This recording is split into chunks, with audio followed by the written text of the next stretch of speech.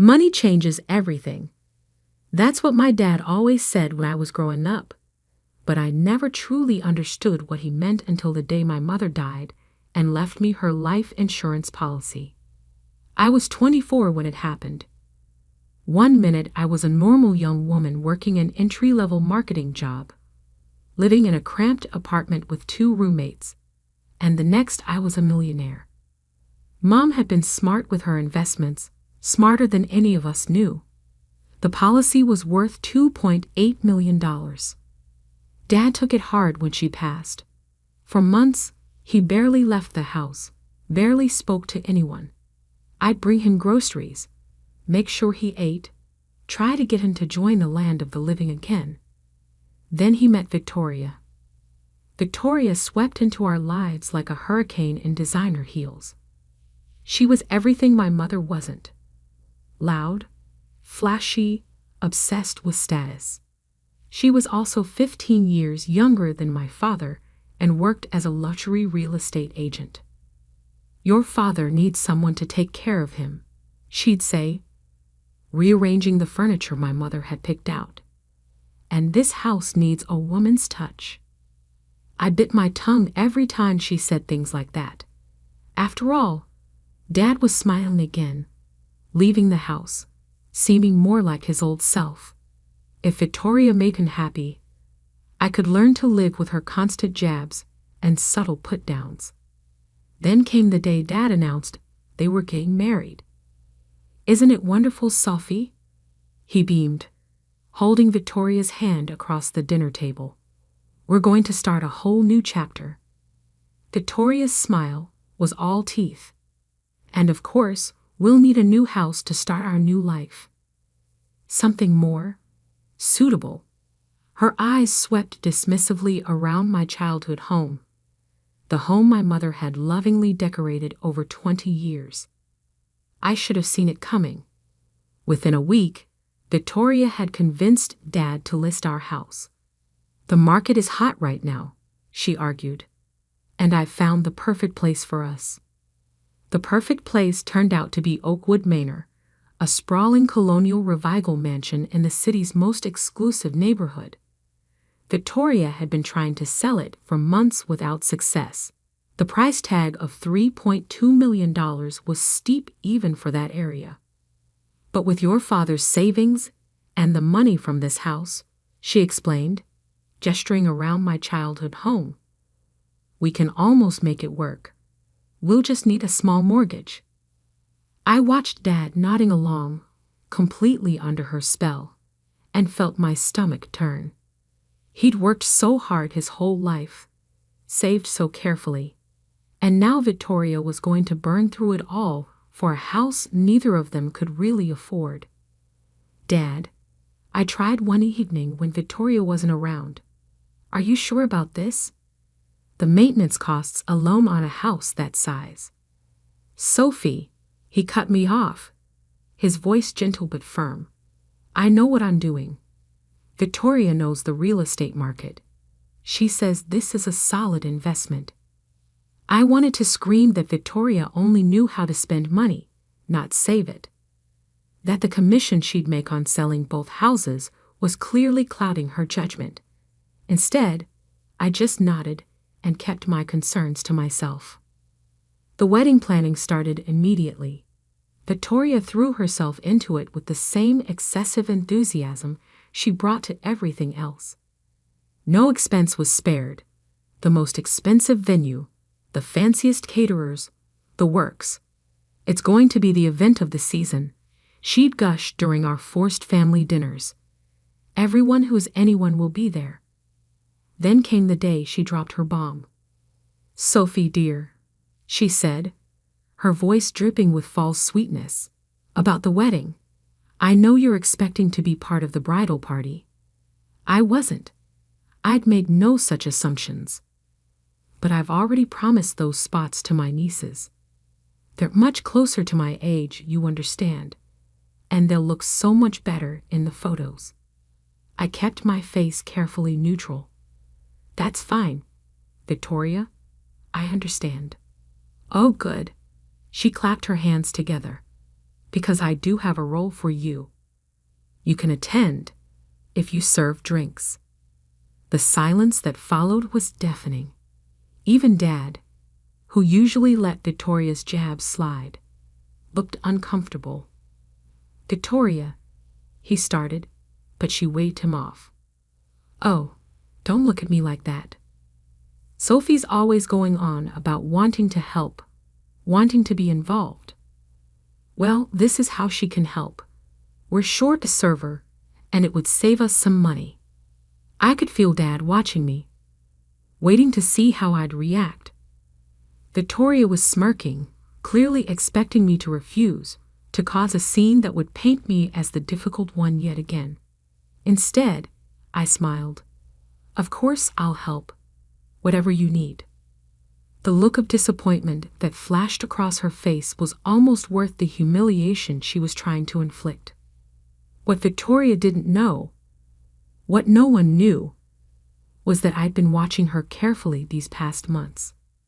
I'd seen her showing Oakwood Manor to potential buyers, watched her growing increasingly desperate as each offer fell through. I'd overheard her phone calls about carrying 2 mortgages, about needing this sale to close. Most importantly, I'd noticed how her eyes lit up every time she walked through that house. It wasn't just a commission to her, it was her dream home, the one thing she wanted more than anything else. And thanks to my mother's final gift, I had the power to take it away from her. The next morning, I made a call to my own real estate agent. It was time to make some dreams come true and shatter others into a million expensive pieces. Marcus Green, my real estate agent, looked at me like I'd lost my mind when I told him my plan. "Let me get this straight," he said, leaning back in his chair. "You want to buy Oakwood Manor, the same house your soon-to-be stepmother has listed, and you want to do it through a shell company, so she doesn't know it's you." "Exactly." I pulled out the folder I'd prepared. "Here's proof of funds, pre-approval from the bank, though I won't need it. I can pay cash." His eyebrows shot up as he reviewed the documents. "Sophie, are you sure about this? It's a lot of money to spend on revenge." "It's not just revenge," I argued, though we both knew that was a lie. "It's a sound investment. The property values in that neighborhood have increased 15% annually for the past 5 years. Marcus sighed but started typing on his computer. "All right, let's set up Brighton Holdings LLC. It'll take a few days to get everything in order. But Sophie," he looked at me seriously, "Victoria Carter is one of the top luxury real estate agents in the city. She's going to be furious when she realizes what happened." I smiled. That's the point. The next few weeks were a careful dance of deception. While Victoria wrapped herself in wedding details, I was quietly orchestrating the biggest purchase of my life. Marcus set up meetings with the sellers, making sure they never crossed paths with Victoria's showing schedule. "They're getting desperate," he reported after one meeting. 3 failed deals have them worried. They're willing to take $3 million if we can close quickly. I wrote the check that same day, hands shaking slightly as I signed away more money than I'd ever imagined having. But every time I doubted myself, I remembered Victoria's smirk when she told me to serve drinks at her wedding. Meanwhile, the wedding preparations continued. Victoria dragged Dad to endless tastings, fittings, and planning sessions. I watched his savings account dwindle as she insisted on premium everything. "The flowers alone cost more than my first car," he confided one evening, looking worried for the first time. "And now with the house." "The house?" I kept my voice casual. "Has something happened?" He sighed heavily. "Victoria's having trouble selling it. She was counting on that commission to help with the wedding costs. Now she's talking about taking out a second mortgage on our current house to cover everything." My blood boiled. She was going to drain him dry before they even said, "I do." The day before the wedding, Victoria called a final rehearsal at the venue, some overpriced country club she'd chosen. I arrived early, dressed in the server's uniform she'd insisted I wear. "Oh, good you're here," she said, barely glancing at me. "The other servers will show you what to do. Just try not to embarrass me." I spent the next hour learning drink service protocols while Victoria practiced her entrance for the 1,000th time. Her nieces, all perfectly coiffed and coordinated, simpered and praised her every move. "She's going to look amazing tomorrow," one of them gushed, "especially in their new house." Victoria preened. "Yes, Oakwood Manor. Did I mention it was featured in Architectural Digest? The crown moldings alone. If you can sell it," another niece said innocently. Victoria's face darkened. "Of course I'll sell it. I have interested buyers. Very interested buyers." I bit back a smile. Those interested buyers had just signed the final paperwork an hour ago under the name Brighton Holdings LLC. That night, I could barely sleep. Not because of the wedding, but because of what would happen after. My lawyer had confirmed everything was ready. The timing would be perfect. The next morning dawned bright and clear. I arrived at the country club early, helping set up the bar as Victoria had demanded. She swept in hours later, already in her wedding dress, a monstrosity of tulle and crystals that probably cost more than most people's cars. "Sophie," she barked, "make sure you keep my champagne glass full during the reception. And for heaven's sake, try to stay out of the photos." "Yes, Victoria," I said meekly, straightening my server's bowtie. "Whatever you need." The ceremony itself was beautiful, I'll give her that. Dad looked happy, if a bit overwhelmed, as he said his vows. I stood in the back, tray of champagne flutes balanced carefully, watching Victoria promise to love and cherish him. But it was during the reception that things really got interesting. Victoria, several glasses of champagne in, was holding court at the main table. "And wait until you see the house," she was saying to anyone who would listen. The marble foyer, the grand staircase. I knew the moment I saw it that it was meant to be mine. If only she knew how wrong she was. At exactly 11:55 p.m., I saw my lawyer slip into the reception hall, right on schedule. He caught my eye and gave a slight nod. It was time. I watched my lawyer, James Patterson, make his way through the crowd. He was carrying a sleek leather briefcase, the kind that screamed expensive legal documents inside. Victoria, ever attuned to displays of wealth, noticed him immediately. "Can I help you?" she called out, her professional real estate agent smile sliding into place. "Mrs. Carter Reynolds?" James asked formally, using her brand new married name. "I have some documents regarding Oakwood Manor that require your immediate attention."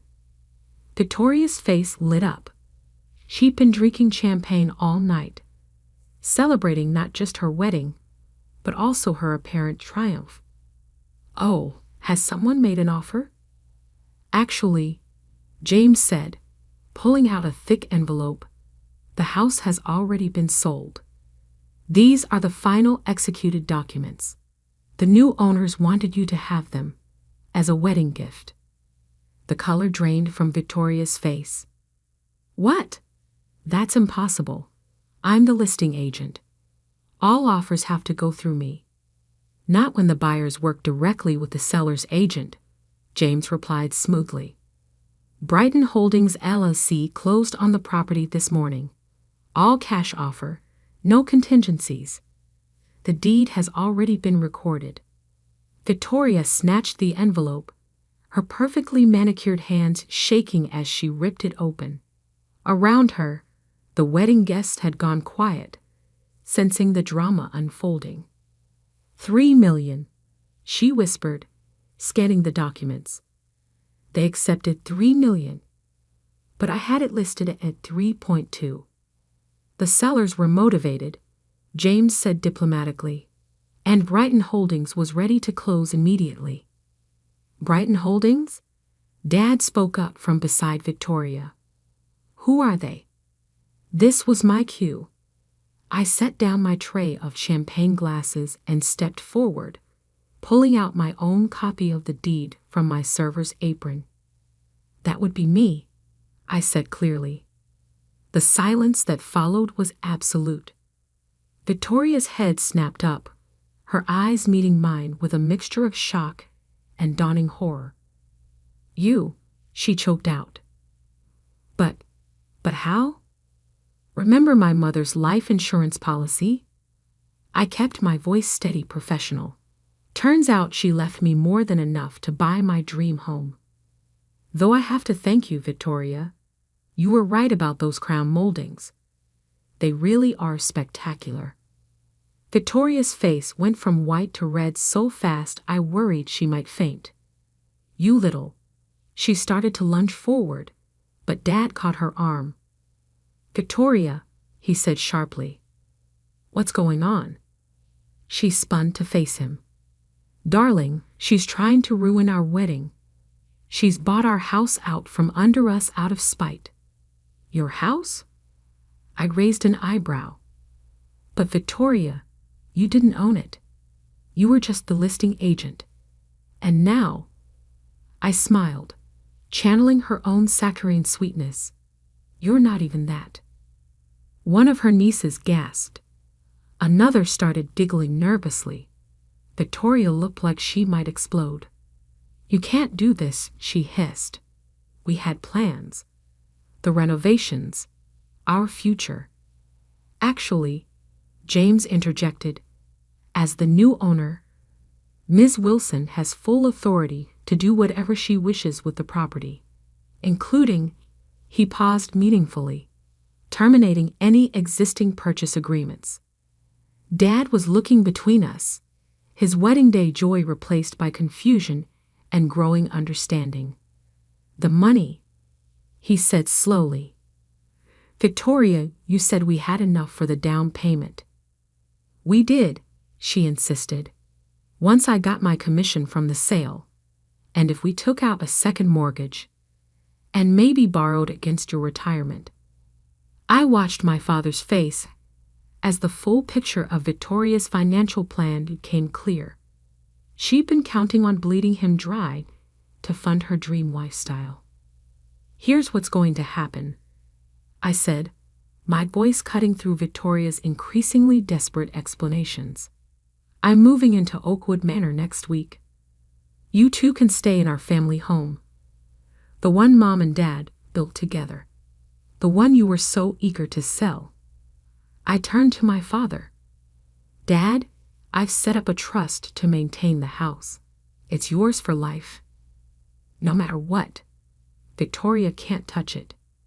You can't do this to me, Victoria whispered, but the fight was draining from her voice. Not today. Not at my wedding. Actually, I smiled, straightening my server's body one last time. I think serving you these papers is the perfect end to my serving duties. Would you like another glass of champagne with them? The reception fell apart pretty quickly after that. Victoria's nieces huddled in a corner, furiously texting everyone they knew. The other guests made polite excuses and left early. Dad sat at a table with his head in his hands, the weight of his new wife's deception finally sinking in. Victoria herself disappeared into the bridal suite and refused to come out. A week later, I stood in the marble foyer of Oakwood Manor, my manor now, and watched the movers bring in my furniture. The crown moldings really were spectacular, but what I loved most was the garden. Mom would have loved it too. Dad came to see me that afternoon. He looked tired, but resolute. "Victoria's staying at her sister's," he said, accepting the coffee I offered. "She's not taking things well." "And you?" I asked carefully. "How are you taking things?" He was quiet for a long moment, looking around at the house that should have been his, if his new wife hadn't been so focused on appearances that she was willing to bankrupt him to maintain them. "I filed for an annulment this morning," he said finally. Turns out starting a marriage with massive financial deception is grounds for that. I reached across the kitchen island and squeezed his hand. "I'm sorry, Dad. Not about Victoria, but about ruining your wedding day." He squeezed back. "Don't be. You saved me from making a very expensive mistake. Your mother," he smiled sadly, "she would have been proud of how you handled it, though maybe not of the dramatic timing." I laughed. Mom always did say I had a flair for the theatrical. "Listen," Dad said, growing serious, "about the family house. It's yours."